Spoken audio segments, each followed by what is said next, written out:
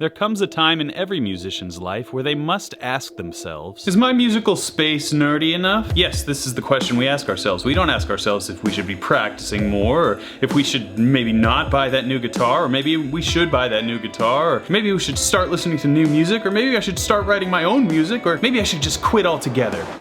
I'm just kidding, none of us think that. You see, the guy I'm going to meet today is the king of musical homesteads and spaces, so I thought it was appropriate to pay homage with an upgrade to my own little music studio. Of course, the guitar player I'm talking about is none other than Joe Bonamassa. As most guitar players know, Joe's home's in LA, Nashville, and New York City, otherwise referred to by Joe as Nerdville, Nerdville East, and Nerdville Gotham, respectively, are as much vintage instrument museums as there are living spaces, housing some of the most legendary and rare guitars Joe's been able to collect in his long career. I mean, the guy's got guitars in his kitchen, and I, for one, am jealous.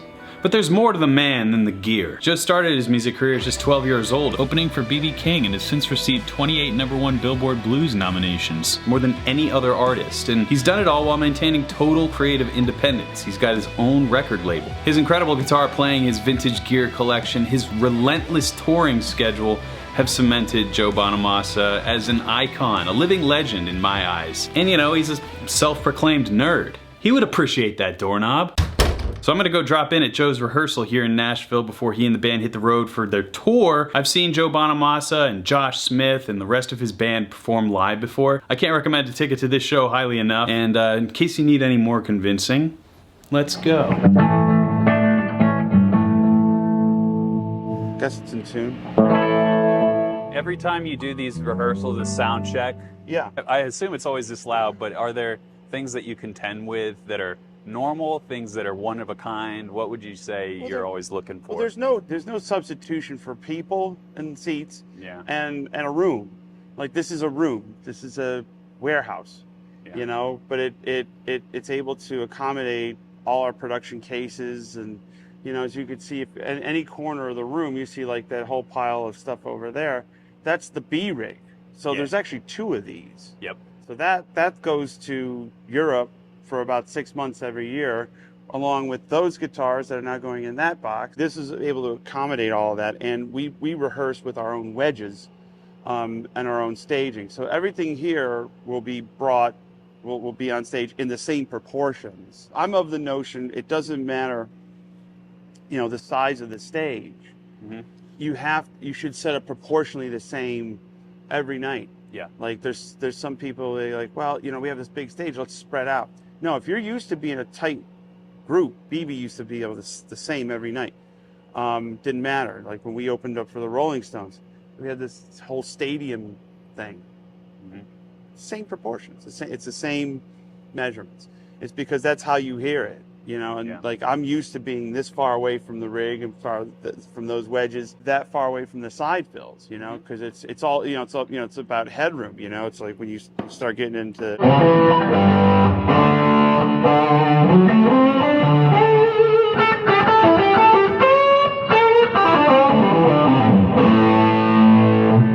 So my guitar's not on 10 there. Yeah. It's just where it sounds good to me, standing where you're in the kill zone. That's about a 150.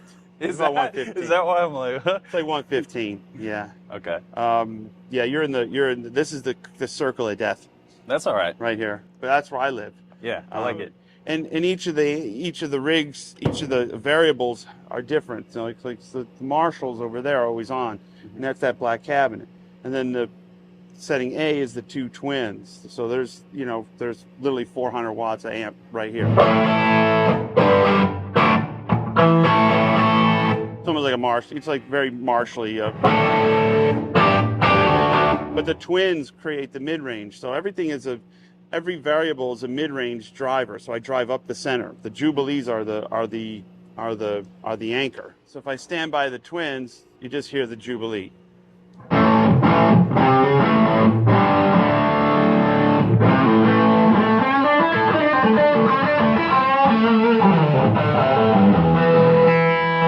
Marshall. Very straight down the Marshall. That's a Marshall. That's a Marshall. Yep.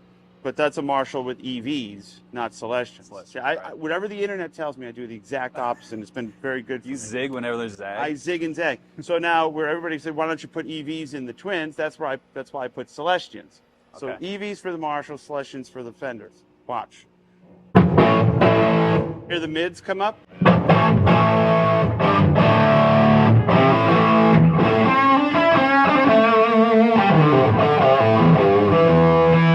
So it takes the characteristic of the Marshall and intrinsically the basic tone, but drives up the middle. So now here's where the bourgeois shit gets going.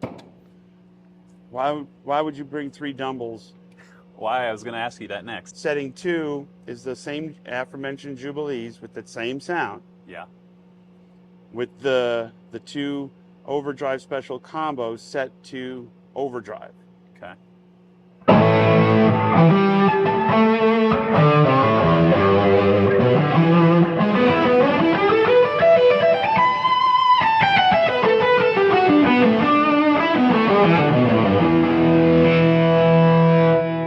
How smooth it gets, and you know.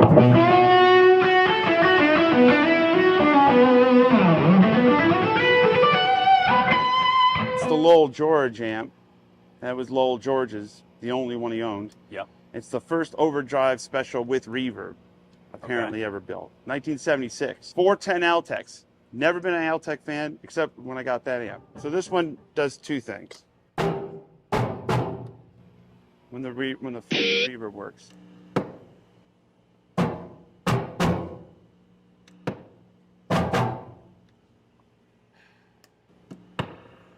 There we go. What do you want for $350,000? Yeah. So I have this foot switch. So this is just the Marshalls and the low amp with the clean sound, just driven a little bit.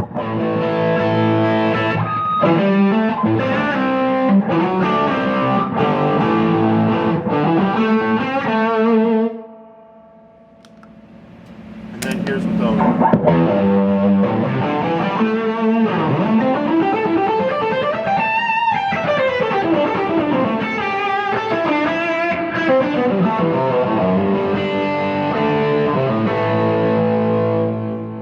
Now, you're saying it all sounds the same.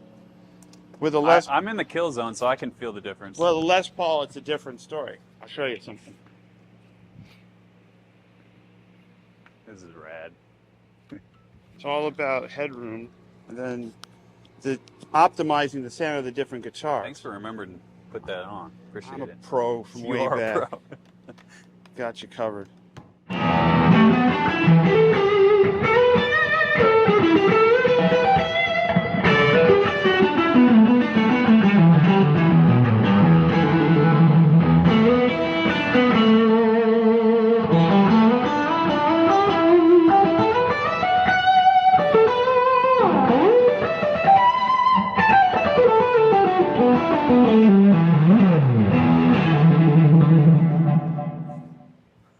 You try it. All right. You notice it doesn't squish. It does not squish. Okay, that's usually... And that's the thing, the feeling under the strings.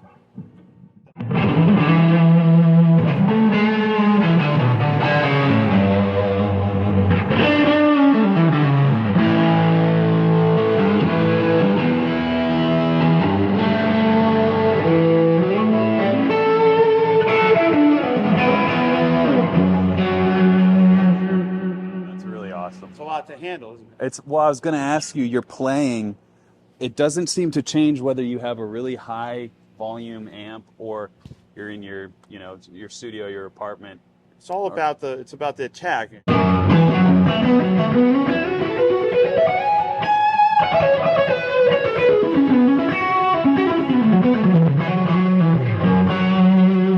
Play loud, I don't play hard. That's the difference. And I think that's the tendency to ignore. If you're playing, you have to ignore that tendency to want to play loud because you are loud. Well, this thing will choke out. I mean, like this will choke. Yeah. If you hit it too hard. Mm-hmm.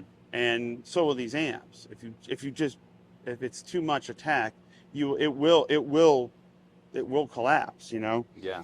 And that's why I use that's why I have this mid driving thing.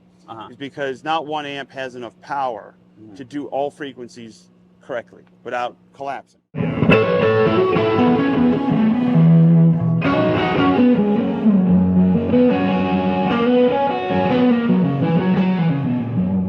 think that cabinet may be rattling, but I don't care. What's like your favorite, if you had to dial in one tone to impress or make a mark on any audience, not guitar player and otherwise, like Well, what it is depends if you're rhythm or solo.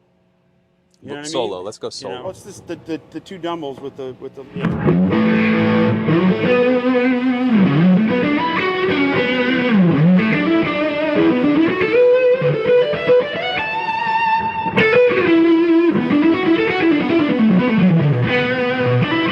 You know, there's that.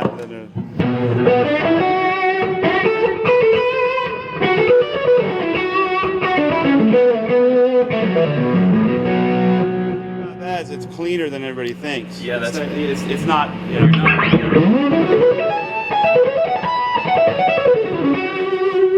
Playing all those fast ones. Yeah. You got to back off the attack, or else it gets real. Yeah. Wonky.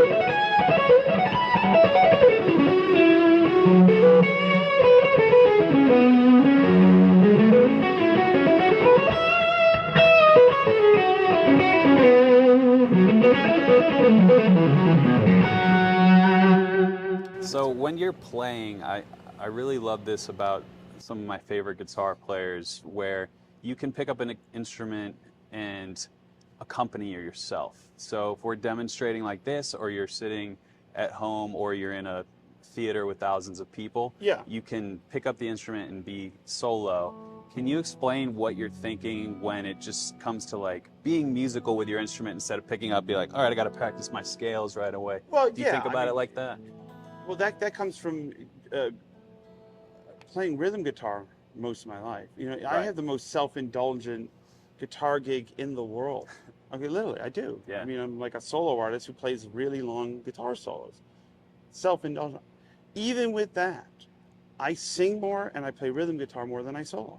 Yeah. So being able to comp chords, you know, playing in time and in tune, that's a big deal. Mhm. It's a real big deal. It's not just about 1 minute clips on Instagram. Sure. You know, because a lot of times it's the total. Can you play with an ensemble? Yeah.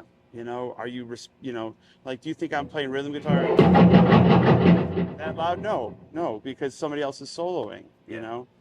And, you know, you want to respect the music and create dynamic wholes that you could, you know, your peaks and your valleys, you know? Yeah. And the most response we get all night is when we bring it down to like just nothing, you know, you're just Right. playing. Yeah, can you demonstrate some of those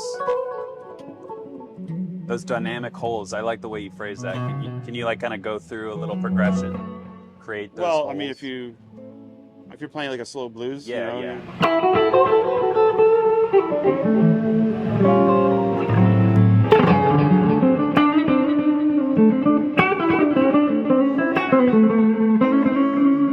you come off the five.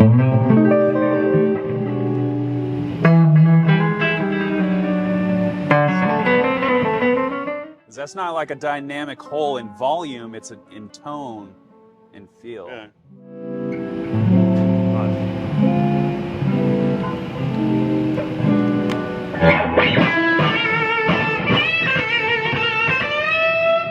That's a dynamic hole. Oh, there it is. You get them forward and then you pin them back. Yeah, yeah. And there's ways of doing that. You know, Making the audience lean in is kind of you like know, the or if ultimate. you go to the drummer and you go 1, you know, and then, whoa, you know, and that's the blues. That's the conversation you're having with the audience, Right. You know. And an interesting thing that you said in an interview a while ago that's always resonated with me, that's kind of on this subject line, is you were commenting on how essentially it was, we're never satisfied with our own playing, as much as anyone might say we're doing great or what have you. And I think that has to do with somebody who just loves the instrument, who was always wanting to get better. But have you thought about that since you said it years ago? Like, does it still come up with you, or is that was just a fact that people can think about? Like, how do you think about your own musicianship at this stage? If you go to yourself, that was the greatest guitar riff I've ever heard in my entire life. Okay, now you play one. Yeah, If you think like that, you're an idiot. yeah, Complete idiot. because you have to be somewhat self-aware that nobody is perfect. Even your guitar heroes hate the way they play. Yeah. Themselves. I hate the way I play myself. Others like it. So I don't question that. Mm-hmm. You know, do I try to get better every day? Absolutely. Yeah. Do I think I have real fundamental flaws? Absolutely. But I'm also almost 50 years old, and that was a conversation I should have had when I was 28. If someone's enjoying it, why question it? I love You know that. what I mean? It's like this. I mean, how many times do you see online the greatest guitar solos ranked top 10? Okay, well that's a subjective opinion, you know, and the usual suspects are always there. But then there's people going like, well, you know, I liked you know, Thurston Moore's solo on some Sonic Youth song, and they go, well, why? I'm like, well, because that's what moves me. Yes. You know what I mean? And it's not the solo from Hotel California that ranks #1 in everybody's list, which is a brilliant solo. Uh-huh. People are so subjective. You can ask my entire crew. Their musical tastes are soup to nuts. Mm-hmm. And a lot of times not this. The only thing you should be considerate of is the audience happy? If the audience is happy, then you're happy. Mm-hmm. You know, and that because you're charging for a ticket, and that's a big deal. Do you find that when you're on tour like this, getting ready to go out for, I mean, this is one run of dates, but you have a lot of stuff booked through the year already. Year, yeah. Do you find yourself getting into shape on the guitar in a different way than you would when you know you just finished a tour, for example? Like, are there go-to exercises or mentalities that you adopt? You know, I mean, I try to get on stage at least a little bit before a tour. Like I did a benefit show at the Hotel Cafe, and Lamar and myself, Travis Carlton, and Jeff Beck, we got up there and we bashed 3 songs in front of people. It's different. When you're in front of people, you could rehearse here for 2.5 weeks. One show is like 10 rehearsals. Yeah. So today, I'm not going to do that many songs because we're there, mm-hmm. and I don't want to burn out before rehearsal, before the gigs. But I will light it up. I will take extended solos where normally I go, oh, let's get out of here. Just to go, okay, do we have the facility? Yes. That kind of activates your muscle memory. Be like, all right, I got this. I got to go. Yeah. Well, you also get like, you know, when you haven't really played in anger for a while, you start getting these in anger. Yeah. Yeah. Like you start getting these electrical shocks up your arm. Okay. And you seem confused by that term. Well, no, I've never heard that before. Playing in anger, but it makes sense to me. When you're playing and you mean it. Yeah. It's like there's a big crowd. We're on it. Yeah. It's like there's a difference. There's a different version of this guy when that suit comes out of that wardrobe case and there's a big crowd. Hell yeah. I mean it. I believe you. I've seen it. And that's the difference in the personalities, you know. But you know, you just want to make sure your voice is happening, the arrangements are sound, band's tight. Yeah. Other than that, do elongated sound check the first night and then you're off. One of the coolest things that you've seen on stage or done on stage or been a part of, and one of the most challenging or scariest or funny, just 2 dynamic feelings that you've seen on this stage. We've had the whole rig go out like 5 times. That's never fun. Like during a song or something? During a show. Oh my. Yeah. That's no good. Yeah, and the whole rig, we had to double up on I have a power conditioners. These power conditioners. Yeah, those 2 over there that I saw. Yeah. They run the whole thing. And that's when you earn your money. That's when you earn your money is when stuff goes wrong. Yeah. The coolest thing is when you get up there and like we had Matteo Mancuso, the guitar player from Italy. And he came to the Mercedes-Benz Arena. We were playing in Berlin, and he walked on stage for the first time. He saw all those seats, and he was like, "I go, don't worry, you don't see any of them." And it was like, I remember that. Yeah. And I saw the same face on him when he walked out that I made when I first opened for B.B. King or some place in a huge arena. It just looks like a normal thing. And then he came out and he just ruled. We were just like, you go, man. And he came out and he owned the stage. And that's a talent you can't teach, and that's the kind of thing I love, is giving back opportunities to young players that I got when I was young. You're keeping the Blues Alive Foundation. You're able to do that. or just how about just general generosity? It doesn't have to be a 501c3 to just invite a kid on stage, you know? Yeah. And that's the reality of it, is giving back. There's room for everyone. You know, there's room for everyone. Who, if you could play with any musician, living or dead, collaborate with them on a recording, is there somebody who pops into your mind? I've done a lot of collaborations. You know, it's like somebody you didn't get a chance to, maybe. Probably Jeff Beck. Jeff Beck. I play with him. I've done shows with him, but I never got to collaborate. Would that be like the intro 2 chords that you might start with? Probably not. No. I'd let him do it. That's just try to keep up, man. It's a good move. I want to ask you a couple guitar nerd questions as far as playing goes. Right. You do this really great thing, and it kind of along the lines of the accompanying yourself thing. But I find that you're always ringing strings against each other. And what I mean by that is you have a root note happening, so you're giving context very often in your playing. And I find that's very difficult to do for a lot of guitar players. You mean like when you go like...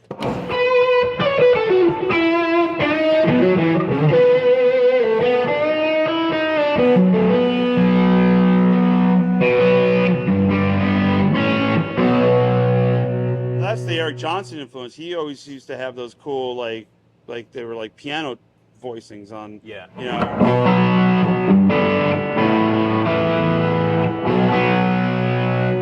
So you could play a B, a G, and a B, but you play like.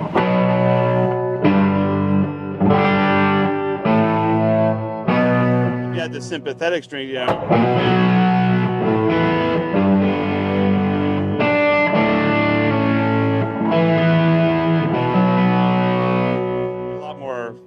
Texture. The thing that I notice about that particular brand of delivery is the intonation has to be so precise, whereas sometimes you can get away with it with lead stuff, but hold on. I think, well, I mean, sometimes you have to do it by hand, you know? It's a little flat. Well, a lot of times... Your intonation, not the guitar's. I've seen it where you can hand a perfectly intonated guitar to somebody and they'll manage to play out of tune. Okay. And I've seen it conversely.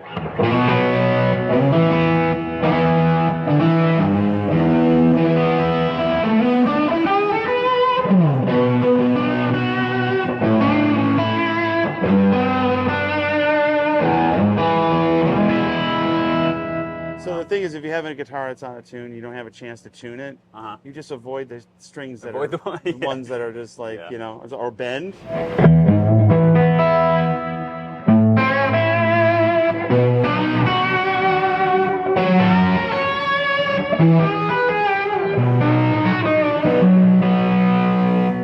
So you kind of get away with it. Yeah, you can get away with it. You do the, you know, the. Oh, there you go. Tune it while you're playing. That's a good move. Yeah. What are some other ones? I feel like there's more. You try to avoid. I'll tell you what you try to avoid is this thing. You can't have that on your guitar on stage. It is. Yes, you can. There's no rules. Hold on. Is this going to get us in trouble by saying you can't use one of these on stage? You're saying you can't use it. I say embrace. Joe says use whatever you want. Do whatever. I say it looks a little. What year is this here? 65. Yeah, it's 65 Strat with a snark on it. I mean, I love snarks. Dan Electro, the whole thing. Okay. I wouldn't play a gig like this. I'm just saying. Yeah. Well, because but by the way, I'm also very lucky. Do you see a stage tuner on this pedal board? No, I was going to ask you why. Because Kyle D'Andrea sends out a new guitar. Oh. But the reality is, I wouldn't play a gig with a snark on it. Sure. But I also don't disagree with those who do. No, I wouldn't disagree with my friend Dave Hidson's got this great invention. It's called a tunerette. Tunerette? Yes. Okay. Check it out. Tunerette. I wish I had one here. It's a tuner in the shape of a lit cigarette. Oh. That clips right here. So it looks like you're like old school Clapton, or with the cigarette or something. Yeah, the cigarette in the headstock. That's pretty awesome. I thought that was genius. Full disclosure, I shot the intro of our video that we're making already, and it's me installing a guitar tone doorknob on my bathroom. Oh, So I I like feel it. like that's the same company that might make. Yeah, that's the level of nerdiness. Yeah, you know? I like that. I just found a whole bunch of, Mary Kay Strat back scratchers in the wardrobe. Really? in the storage Back locker. scratchers? I'm like, I didn't know we had Mary Kay back scratchers because I got Explorer one and a Firebird, but didn't know about the Mary Kay. So, if we can do a 5-minute walkthrough Wanna on go through there. guitars? But I do want to, before we leave this spot, I want to give you. I brought you something. Just want to You give don't have to it bring me anything, thank you. Oh, though. it's a small thing. I thought you might like it. I saw some other videos. Oh See, man, I know you're about to hit the road, so Dude, you got you can leave it next to your pedal board in case you need it. Thank you very much. I graciously accept the Diet Cokes. Diet Cokes, I mean, he loves them. Listen, I'm easily bribed. Back scratchers. I didn't know we made a Mary Kay. Hey, Amazing. Amazing. there you go. I'll take the Strat. This one is one of the newest acquisitions. It's a 54 Telecaster with a factory Bigsby pickup. Rare. Bigsby pickup. Paul Bigsby pickup. Did not know those existed. They do. Paul Bigsby. Pickup's rarer than the guitar and everything else. It's the rarest part of this. It's a rare guitar. And it was sent back to Fender in '55, and Fender installed it. And pretty cool. We got Beautiful. that. This is the bludgeon. This is the famous Nocaster with the PAF in the front. That one's been A long time. 3 sets of frets on this. Whoa. Since I got it. Candy apple red Strat we saw in the video. Mm-hmm. 1965. Did you say this is your go? Do you ever have a go-to? Never. Didn't think so. Just thought it looked good in the rack. Yeah, it did. I haven't played a red guitar in a minute. Let's play that.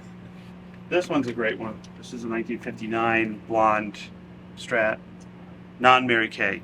So this is the Mary Kay Strats are denoted by gold parts. Right. So, and this was a non-gold parts. So these are worth less because of the gold parts. But if you paid the extra $10 in 1959, you get the gold part. It's crazy how this stuff works. It really is. 1958 gold top. Wow. Totally original. Down to the frets, which I'm kind of having those are a crisis of conscience. It's almost a fretless guitar. Yeah, I wanna. You can It get some sounds so good. microtones. By the way, it sounds so good that it needs frets, and I think I'm gonna do one more tour and then send it to Joe Glazier. Tom Bukovic had a really good one that he had refretted. I'm like, did you do it? He goes, yeah, you got it. I'm like, what am I doing? Does it hurt the value, or are you worried about that, or what's the problem? They're only all original once. Yeah, I'm not worried about the money. I'm worried about it's like that thing is all original. Down to the. I mean, like nothing's changed on it. Yeah. So It's just not mint. it's It's like- not mint. So it falls in that category of not mint, but all original. Yeah. We're in brackish waters. This is the Martino Burst, 1959 Les Paul. Wow. Sunburst, even though it was It sunburst. was sunny. Well, they fade. They fade on It's a time. nice top on this one. It's 1960 Les Paul standard. This is the Roy Albert. What's the deal with that switch there? It was a phase switch at one point. Now it's Oh. deactivated, but it's the original pick guard. So they found this under a staircase outside of Birmingham, England. And the guy paid £50 for it in 1967. Oh. And they're going, Wow. I think it's I think worth it might be worth. something. Here's a 1960 Les Paul SG. It's ink stamp. It's an ink stamp, but it's a 1960. So it's one of the first ones. It's got the long guard, Mm. heavy. So they were making them. They were making these at the same time they're making them. Got this one out of Savannah, Georgia. Original owner. 1964 ES355 mono. Notice there's no baritone. No. And it's mono. So it's basically a 335 with fancy binding and an ebony neck. But the 64 is a factory large fret, so they're not fretless wonder. It's a great guitar. Mono 355s are the bargain of the vintage world. They're the greatest. Here's 1962 ES335 Clapton spec. Wow. So that would be like the Royal Albert Hall spec. Blocks, stop. Killer. This is a brand new Gibson gave it to me last year. Very nice. It's one of them Murphy Lab Explorers, not aged. I think. It's great. And I put these Pete Flynn pickups in. I just like the look of it. It looked like Rick Derringer's guitar. I don't think I've seen an Explorer with a secret. No, this aesthetic is as recent as yesterday.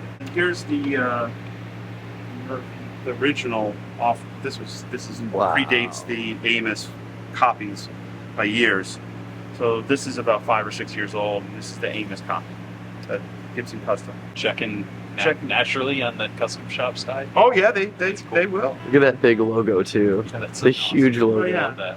Well, because like I bring the real stuff out here, and I'm not afraid of it. But I play this guitar generally on one song. If you ever have a situation where somebody in the audience goes, "Hey, I think that Amos ain't the real one," we don't have a guitar problem. We have a security breach. Yeah. Then it begs the question: what do you have it for? You're not gonna play it. Yeah. That's. What do you have the Dumbles for? If you just say, do you think that's a rare mentality as a vintage collector? you can't go, well, what's it worth today? Yeah. I had a guy tell me when I first got my first Sunburst Les Paul, and I brought it on the road. And I had an old time wheeler dealer collector guy come up to me and say, you know, every scratch you put on the guitar takes $1,000 off the value. And I looked, and I paid a lot of money at the time. And I said to myself, if I put 165 scratches on it, is it worth nothing? Yeah. When is the diminishing return I'm happening? like, this logic And also, doesn't hold water. How can you play in anger without getting a scratch out of it? Well, I don't beat them up. I mean, like, you Yeah. do nick them every once in a while, but I could bring you to my house. I can show you mid examples of everything in the book. Brand new. They look brand new. Those don't come on the road because they don't have to. They already got the team. Thank you so much for showing me. It's a privilege. No problem. Do you have a like a one sentence message for the guitar people out there? No, I've already said that many times. One sentence message. I have 2 sentences. Okay, 2 sentences. I'm talking to this thing. It's 2 sentences. 1, there are no rules at all. No matter what don't listen to a word I say. Do whatever you want to do. Don't care. There's no rules. And 2, see rule number 1. Very good.